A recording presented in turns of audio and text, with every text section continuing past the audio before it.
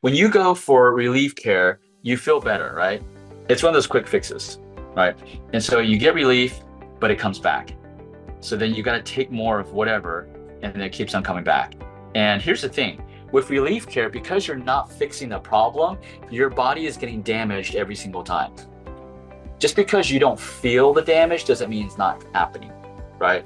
Because if you are not, if you have a problem, you have a problem in your body and you're not fixing it, and you keep on putting a band-aid to mask the symptoms so that you don't feel it, the problem is still there. And it's just going to get worse, because if your body could heal it, it would have done it already, right?